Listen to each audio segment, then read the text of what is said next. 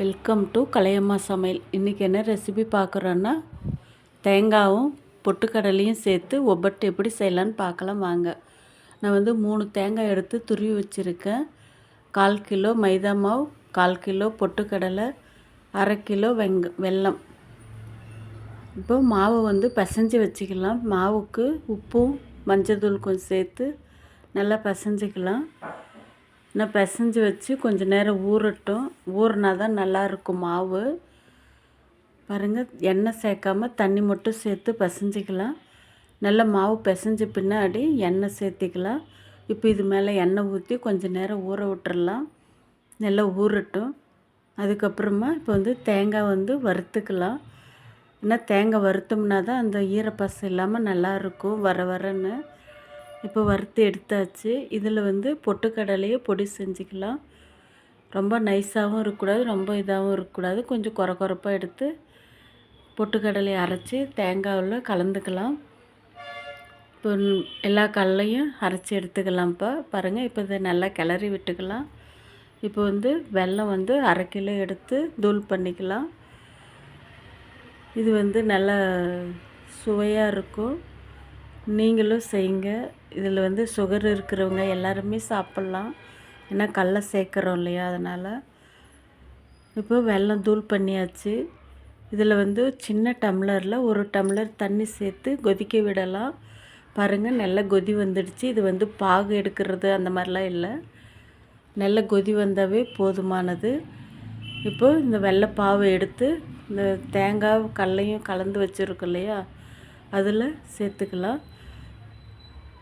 வடிகட்டி சேர்த்திக்கலாம். நான் இதில் கல் இல்லை, அப்படியே இருத்து ஊற்றிக்கலாம். இப்போ நல்லா கிளறி விட்டுக்கலாம். வெல்லம் எல்லா இடத்துக்கும் சேர்கிற மாதிரி நல்லா கலந்து விட்டுக்கலாம்.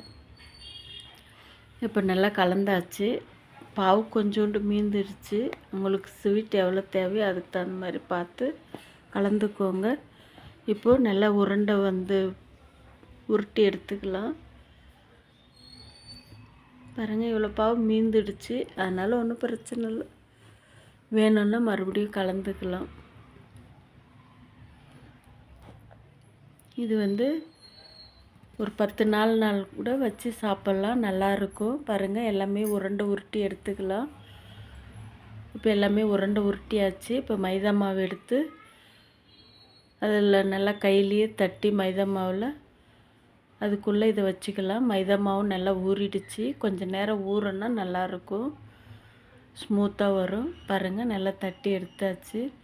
இப்போ கையிலே தட்டி போட்டுக்கலாம் தோசை தள்ளு மேலே. நீங்களும் இது மாதிரி செஞ்சு பாருங்கப்பா, சூப்பராக இருக்கும்.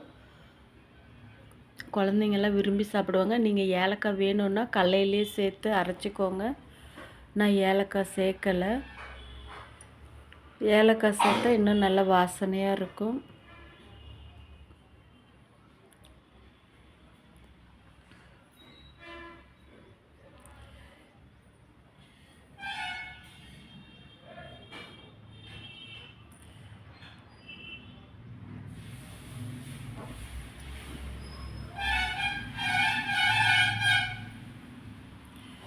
ஓகே ஃப்ரெண்ட்ஸ், பொட்டுக்கடலை போலி ரெடி ஆகிடுச்சு.